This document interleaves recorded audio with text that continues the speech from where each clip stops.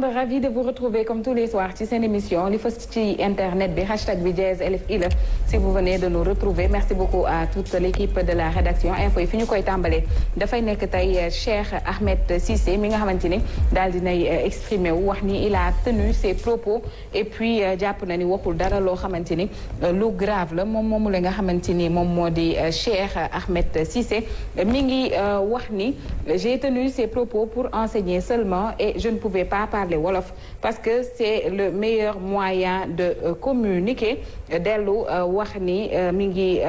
défendre bu baax a baax par rapport ak li nga xamante ni ñu ngi ko koy jiñ fàttali téléspectateurs yi ne moom li ñu koy toppee bokk na ci pornographie verbale outrage à la sacralité des lieux de culte moom normalement tey la ñu ko waroon jébbal ki nga xamante ni moom moo di procureur lii bokk na ci information yi nga xamante ni ñu ngi alimenté discussion yu bari ci toile bi ba tey bu ñu jógee foofu itam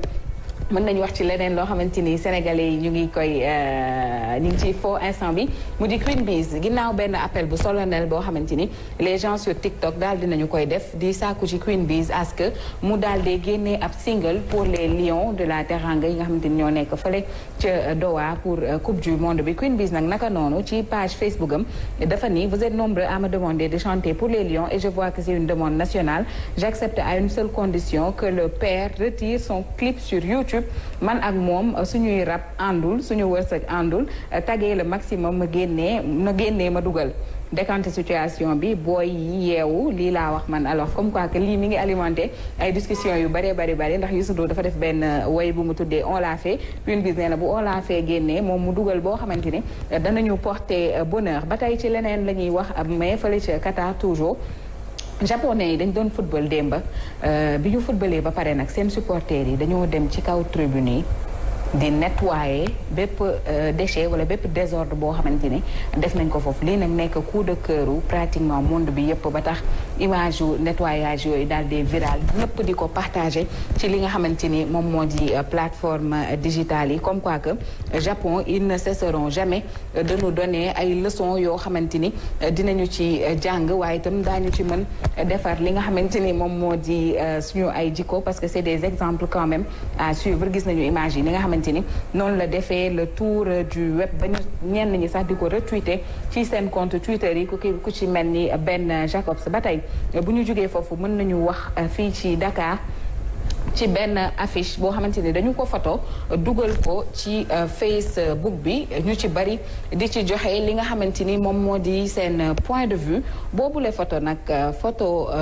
la boo xamante ni dañu cee daal di bind ànd dooleel suñu gaynde yi ànd dooleel suñu gaynde yi nag apparemment li nga xamante ni noonu lañ ko bindee dafa xaw a am tuuti jafe-jafe pour ne pas dire dafa xaw a am li nga xamante ni moom moo di ay faute moo waral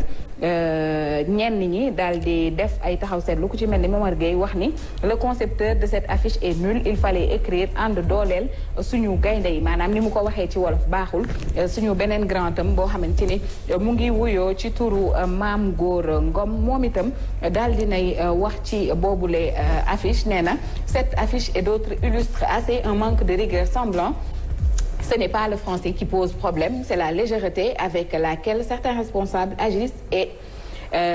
qui est intrigante. C'est plus que de la nullité, c'est un manque de sérieux. Nous avons toutes les ressources humaines, on ne les exploite pas. Continuons de dire, ce sont des simples détails. Merci à grand Momar Gueye. Lii nag bokk na ci publication yi nga xamante ni moom la ñu gën a partagé ci boobule toile leneen loo xamante ni Seneweb moom moo ñu ko daal dee xamal sénégalais itam ñu ngi ci joxe seen point de vue mu di Aliou Cissé daal dinay wax ni ki nga xamante ni moom moo di Edouard Mendy ci match suba bi dafa nar a nekk titulaire. Je reprends les propos de Aliou Cissé. Il a dit les qualités d'Edouard Mendy ne sont pas à remettre en doute, il sera titulaire. Lii itam ñu bëri ñu ngi ciy def li nga xamante ni moom moo di ay commentaires surtout par rapport ak ni nga xamante ni noonu la ñu nar a jàkkaarloowee ak waa Qatar demain 13h bu jotee fii ci Sénégal. ñu jeexal infonet yi ak teesante bi tukkee ci diggante Mame Mbaye Niang ak ki nga xamante ni moom moo di Ousmane Sonko affaire Prodac moom Mame Mbaye Niang nag gannaaw Ousmane Sonko bu mu ko fi jiinee ab luubal moom Mame Mbaye Niang dafa ni s'il publie un rapport de l'IGE qui m'incrimine je soumets soumettre ça à la justice. Ce n'est pas la première fois que Sonko dit des mensonges,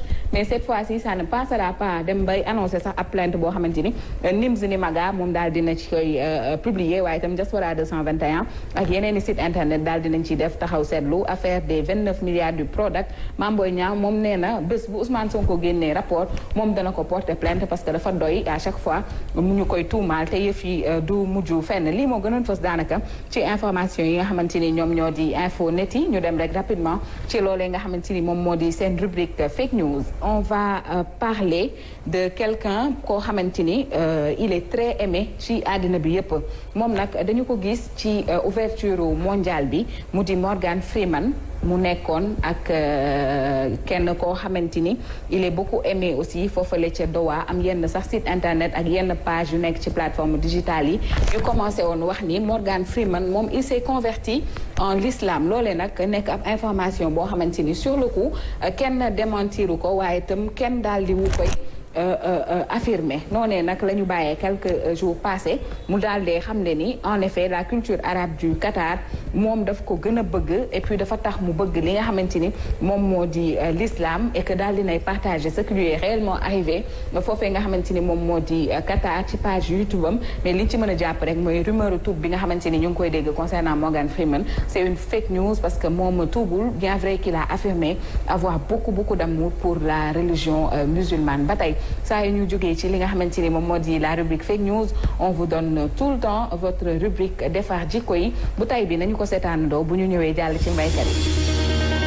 L'immigration clandestine est l'entrée illégale sur un territoire national d'étrangers n'ayant pas réalisé les formalités requises. C'est un phénomène très répandu et généralement ça consiste les habitants des pays en voie de développement ou relativement pauvres cherchant un meilleur niveau de vie dans les pays les plus développés. Et d'ailleurs, ces voyages se font d'une manière excessivement dangereuse par l'utilisation d'embarcations de fortune telles que des cargos affrétés ou des pirogues à moteur pour traverser la mer. Et chaque année, on recense des milliers et des milliers de morts et disparus. Rien qu'entre 1998 et 2013, 19 144 immigrés sont morts. Mais bien souvent, ce sont des causes mixtes qui poussent les personnes sur la route de l'exil, comme la pauvreté, les conflits armés, les difficultés sociales et politiques, les problèmes environnementaux, etc. Au pays de la Teranga, plus précisément le Sénégal, un deuil national a été fait sur les réseaux sociaux pour rendre hommage aux 400 victimes et plus qui ont péri suite à une traversée risquée en mer.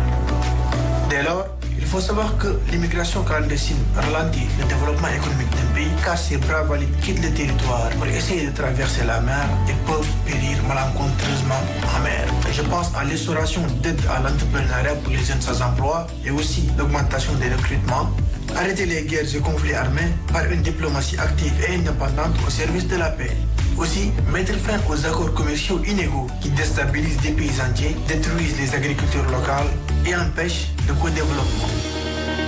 ci li nga xamante ni moom moo di l'immigration irrégulière ñu bëri gën ko xam ci immigration clandestine c'est une vidéo à regarder et puis à qui va servir peut-être d'inspiration ou d'ambition ci ñi nga xamante ni am nañu yaakaar génn Sénégal ñu mën a xam ne tukki tekki am na waaye toog tekki itam am na bu baax a baax Mbaye Karim saa yu heure bi joxe dama leen koy jox bu ko defee moom moo ñuy wax lépp loo xamante ni waxuma leen ko ci réseaux sociaux yëpp revue de presse digitale. dal leen ak jàmm ci la gën a fës ci yéen kay bés bu jëm ci wàllu internet bi WhatsApp Instagram Telegram TikTok Facebook Twitter TikTok la ñu koy dooxee Mame Mbaye Niang di jëruñ ji yor wàllu njënd meek njaay ci biir TikTok bi nag ne Ousmane Sonko daf maa tuumal ci lu jëm ci wàllu luubar koppar te dara du ci dëgg porté naa ko plainte te nag plainte bi du ma ci dellu gannaaw nanu dem fa mbaxana doona benn ñu daal ñuy atte te Ousmane Sonko nee na yor na ay rapport kon nag bu boobaa na ko génne na neex Mame Mbaye Niang ne loolu dara du ci dëgg te sax moom bu fekkee mi nga ak rapport bi na ko jox journaliste yi dama ni jox naa leen ndigal bu fekkee li ngay wax dëgg la jox ko journaliste yi te plainte bi ma plainte Ousmane Sonko bu mu wax mukk ne dan maa complot wala kaay la ngeen gunge ma na ñëwal boppam daal di wuy ndax it nag moo ko sombi na ko naan moo ni damaa luubal koppar te loolu ay tuuma rek la gannaaw ba mu Ousmane Sonko tuumal ay doomu aadama rek la fi nekkee bii moom du jàll bii moom ma nga sa cëppaandaw la téres yi ne ci biir TikTok bi nag Ousmane Sonko nan ko moytu Ousmane Sonko attention ku mën politique la Ousmane Sonko nar naa am chance 2024 bu fekkee tëgg na élection yi ndax it nag boo xoolee ni mu communiqué xam ni Ousmane Sonko mii nan ko baxeel xale la boo xam ni bu mën politique la et puis communication bu baax la yor Facebook dina xamal ni Cheikh Ahmed Cissé teg nañu ko loxo et waa jàpp nañu ko gannaaw ba plainte yi nga xam ni moom la Jamra tegoon ci ndoddam nag moo tax ñu daal di koy plainte nag ci page Facebook bu Jidde Caaroy Kaw maire ba Mamadou Gueye daan nay teg ab enveloppe bu toll ci 47 millions lépp la jëm ci wàllu njàng meek njàngale ma jëm ci wàllu formation professionnelle ak it nag gën a ñoŋal gox boobi lee waaye nag nga xam ni mooy Abuja di attaché cabinet bu Mamadou Gueye ne Mamadou Gueye mii son excellence da ko war a gestu Mamadou Gueye mii président Macky Sall da ko war a teg gët daa di koy baxel ndax dak liggéeykat la liggéey rek moo ko ñor ma ni ko coo Gueye Ndioro liggéey rek a wóor Nafit Gueye léegi fa chaîne kay ñu fanaan jàmm.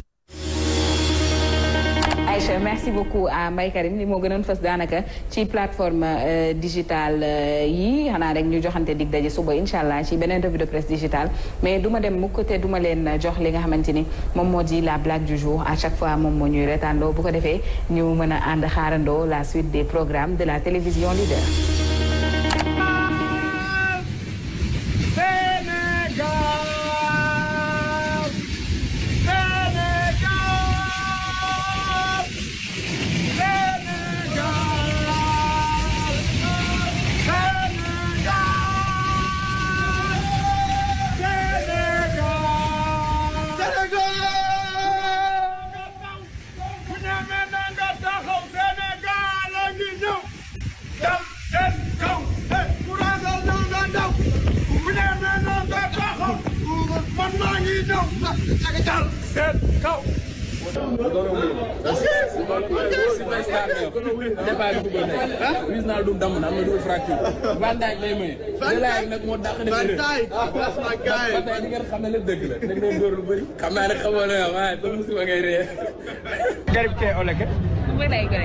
mut fati je ole ke dégloo xa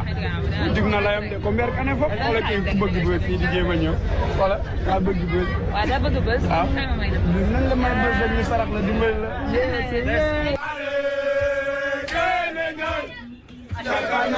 Sénégal Sénégal allez allez allez allez allez allez Sénégal allez donc gisandoo reetaan naa comme ni ñëpp reetaanee il faut beaucoup rire beaucoup sourire parce que c'est bien pour la santé c'est une thérapie am na nag rapidement loo xamante ni dama koy annoncer pour suba bu ma ñëwee ñu gën ci def taxaw seetlu yaatal ko mu di TikTok. La FBI est extrêmement inquiet raison yi suba dinaa leen ko jox mais ni ñu jàpp ni TikTok daal dinay atteindre 1 milliard d'utilisateurs maanaam lu tolloog 1 milliard dañuy utiliser loolee nga xamante ni moom moo di TikTok te ce que les gens qui utilisent TikTok ne savent pas moo di ca TikTok boobu képp ku koy utiliser y a des gens yu nekk Chine yoo xamante ni dañuy am accès ba am accès ci seen ay salaire alors c'est beaucoup de pièges yoo xamante ni à chaque fois dañuy xool nu ñuy rénover émission bi pour ngeen ci gën a gis seen bopp di leen wax tout le temps loo xamante ni peut-être xamu leen ko ci yooyu les plateformes digitales bu subaa incha allah danañu leen wax comment vous pouvez faire pour éviter de faire confiance totalement à TikTok qui est un réseau social boo xamante ni nit ñi ñu ngi koy utiliser bu baax a baax a baax foofu laay jaaree jox leen dig daje suba incha allah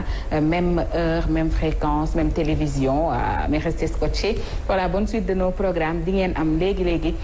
seen émission Tafsir Quran bu ci kanamee tuuti am na émission bu mag boo xamante ni dañu koy amal tous les jours mu jëm ci wàllu mondial bi bu jàllee 90 minutes chrono mënul ñàkk Fatou Abdou Ndiaye ak ñoom cay àndal jërë ngeen jëf ba suba